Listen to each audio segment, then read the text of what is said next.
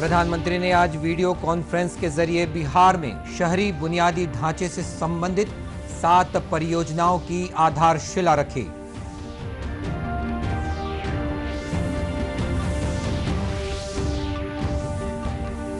प्रदेश में बस्तर विशेष बल का गठन किया जाएगा। बस्तर के संवेदनशील क्षेत्रों के स्थानीय युवाओं की जाएगी भर्ती।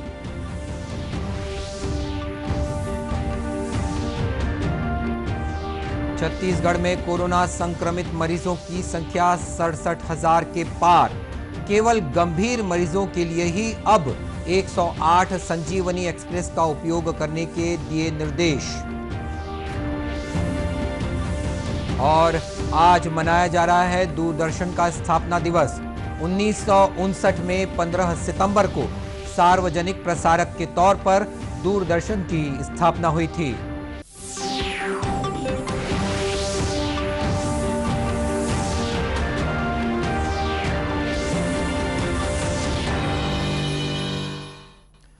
नमस्कार, आप देख रहे हैं दूरदर्शन समाचार। मैं हूं मनीष अहलुवालिया और आप सभी को दूरदर्शन के स्थापना दिवस की हार्दिक शुभकामनाएं। और अब समाचार विस्तार से।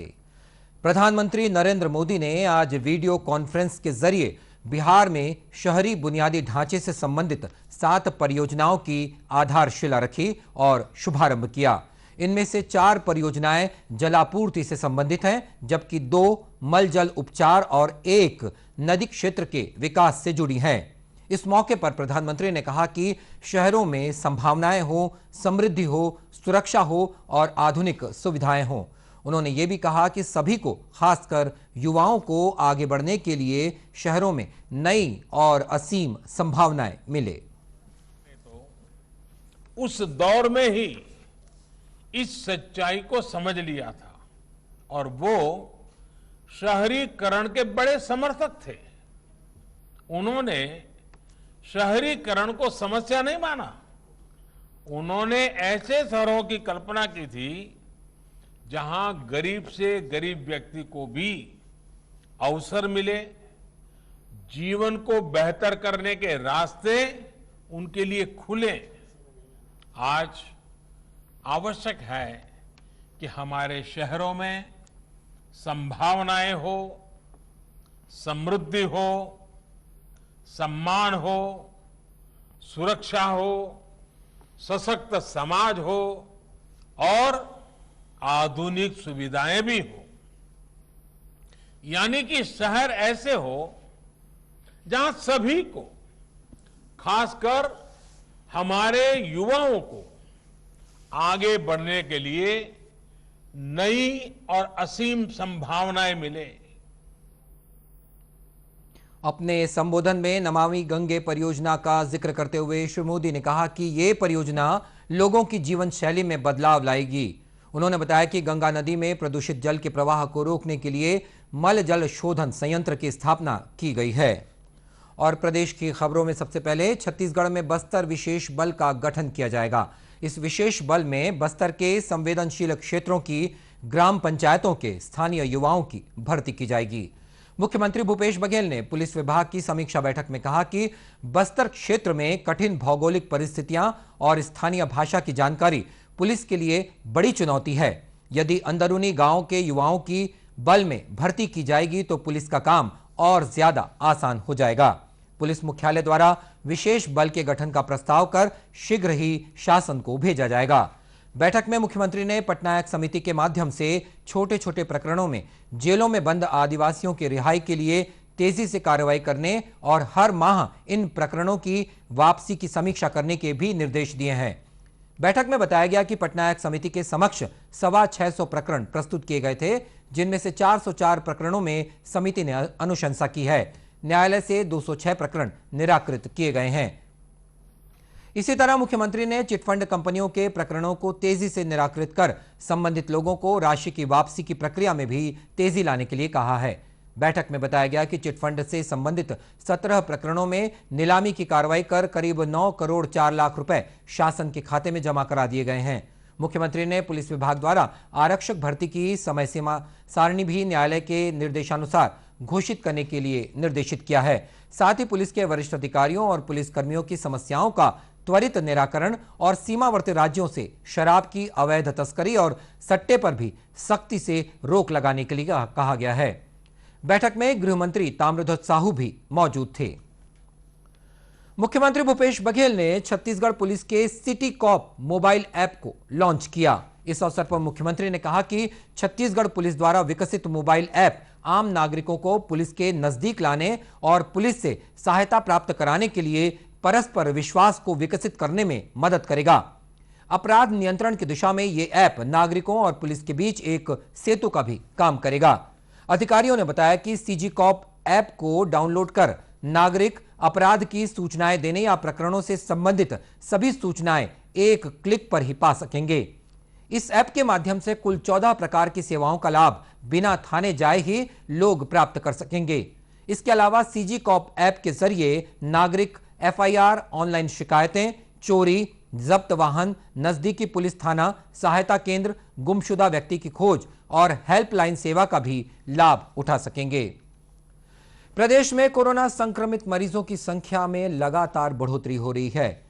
कोरोना संक्रमित मरीजों की कुल संख्या अब 67,000 के पार हो गई है। सोमवार को प्रदेश में 3,336 मरीजों की पहचान की गई। वर्तमान में लगभग 31,500 मरीजों का इलाज विभिन्न अस्पतालों में चल रहा है। इस बीच स्वास्थ्य विभाग ने निर्देश जारी कर किया है कि केवल गंभीर कोरोना मरीजों के लिए ही 108 संजीवनी एक्सप्रेस बुलाई जाए। गंभीर मरीजों को अस्पताल लाने के लिए 108 संजीवनी एक्सप्रेस या अन्य एम्बुलेंस का उपयोग किया जाएगा, जिसमें चिकित्सक, पैरामेडिकल स्टाफ और ऑक्सीजन की सुविधा होगी। अन्य मरीज जो बिना लक्षण या कम लक्षण वाले हों, वे अपने स्वयं के वाहन या जिले में उपलब्ध अन्य वाहनों का उपयोग कर सकते हैं। वहीं जिला प्रशासन रायपुर ने कोरोना मरीजों को होम आइसोलेशन, एम्बुलेंस सुविधा और आपातकालीन सहायता उपलब्ध कराने के लिए विशेष टेलीफोन नंबर्स भी जारी किए हैं। दूसरी ओर देश में कोरोना से स्वस्थ होने की दर 78.28% हो गई है। पिछले 24 घंटों में 79,292 मरीजों को स्वस्थ होने के बाद अस्पतालों से छुट्टी दे दी गई है। केंद्रीय स्वास्थ्य मंत्रालय ने बताया कि 38,59,399 लोग ठीक हो चुके हैं। स्वस्थ होने वालों की संख्या में लगातार बढ़ोतरी हो रही है और वर्तमान में संक्रमितों की कुल संख्या 20.36% ही रह गई है। प्रदेश में कोरोना संक्रमण को लेकर लोगों को जागरूक करने के साथ ही काढ़ा वितरण का कार्य आयुष विभाग द्वारा किया जा रहा है। इसी कड़ी में राजनांदगांव में भी जीवन दान संस्था और आयुष विभाग ने लोगों को जागरूक करने और काढ़ा वितरण की शुरुआत की है। पुलिस अधीक्षक बी श्रवण कुमार ने पुलिस अधीक्षक कार्यालय से काढ़ा जागरूकता रथ को रवाना किया। ये रथ शहर के विभिन्न चौक चौराहों और गली मोहल्लों में जाकर लोगों को कोरोना को लेकर जागरूक करने के साथ ही आयुर्वेदिक काढ़ा का भी वितरण करेगा। जिला आयुर्वेद अधिकारी डॉक्टर अरविंद मरावी ने बताया कि कोरोना वायरस से बचने के लिए काढ़ा एक बेहतर उपाय माना गया है। आयुष मंत्रालय भारत सरकार द्वारा जो गाइडलाइन है उसमें आयुर्वेदिक जो आयुष काढ़ा का जो गाइडलाइन में दिया गया है उसमें उस काढ़ा को लेने से जो है रोग प्रतिरोधक क्षमता बढ़ता है और कोविड-19 इस महामारी में से इसमें काफ़ी लाभ मिलता है। इसमें संक्रमण होने की संभावना जो है बहुत कम हो जाती है। लेकिन इसके साथ ही डॉक्टर मरावी ने यह भी बताया कि मधुमेह और उच्च रक्तचाप के मरीजों को डॉक्टरों की सलाह पर ही काढ़े का सेवन करना चाहिए। आज दूरदर्शन का स्थापना दिवस है। साल 1959 में 15 सितंबर को सार्वजनिक प्रसारक के तौर पर दूरदर्शन की स्थापना हुई थी। कोरोना काल के दौरान दूरदर्शन ने अपने पसंदीदा यादगार धारावाहिकों के पुनः प्रसारण के लिए डीडी रेट्रो चैनल शुरू किया। डीडी रेट्रो पर रामायण, महाभारत, बुनियाद जैसे धारावाहिकों का पुनः प्रसारण किया जा रहा है। पेश है इस संबंध में एक रिपोर्ट। नए आयाम सामने रखे, वो नाम दूरदर्शन है जिसका हर पीढ़ी के साथ नाता गहरा है।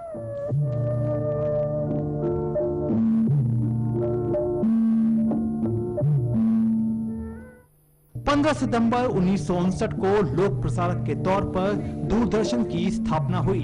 दूरदर्शन की शुरुआत के समय इसमें कुछ देर के लिए कार्यक्रमों का प्रसारण किया जाता था। नियमित दैनिक प्रसारण की शुरुआत 1965 में ऑल इंडिया रेडियो के एक अंक के रूप में हुई। 1972 में ये सेवा मुंबई और अमृतसर तक विस्तारित की गई, जो आज देश के दूर दराज के गांवों तक उपलब्ध है। राष्ट्रीय प्रसारण की शुरुआत 1982 में हुई। इसी वर्ष दूरदर्शन का स्वरूप रंगीन हो गया। देश की कला और संस्कृति से जुड़े कार्यक्रम इसके अभिन्न अंग रहे। दूरदर्शन पर 1980 के दशक में प्रसारित होने वाले कार्यक्रमों में रजनी, चित्रहार, रामायण, महाभारत, नुक्कड़ समेत कई अन्य लोकप्रिय कार्यक्रमों ने देश भर में अपना एक खास दर्शक वर्ग ही नहीं तैयार किया, बल्कि गैर हिंदी भाषी राज्यों में भी इन धारावाहिकों को जबरदस्त लोकप्रियता मिली। आज के बदलते दौर के बीच भी दूरदर्शन ने अपनी उसी पहचान को बरकरार रखा है और हर दर्शक के दिल में अपनी एक अलग जगह बनाई है। Bureau report, TD news.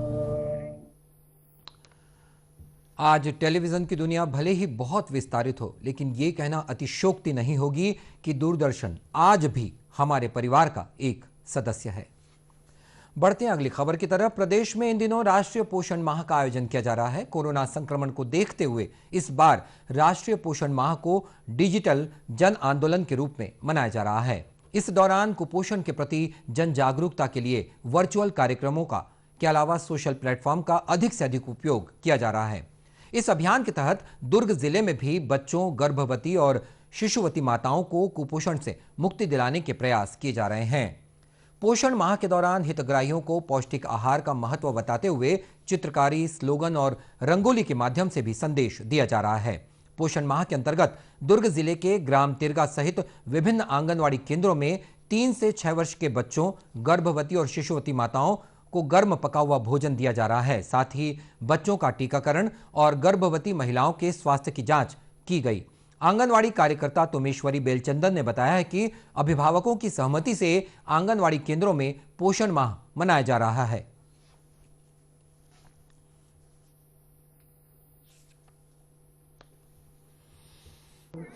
अभी 6 महीना तक तो कोरोना संक्रमण का कार्यक्रम चल रहे थे, इसलिए आंगनबाड़ी संचालित नहीं हो पा रही थी। लेकिन अब हमारे परियोजना विभाग से सूचना मिली है कि घर घर जाके पालकों से सहमति असहमति की सर्वे किया जाए। अगर सहमति होगी तो आंगनबाड़ी केंद्र संचालित होगी, और अगर पालक सहमति नहीं होंगे तो आंगनबाड़ी संचालित नहीं होंगे, ऐसे बोले हैं। तो हम लोग घर घर जाके सर्वे किए, हमारे गांव के पालक लोग सभी सहमति दिए।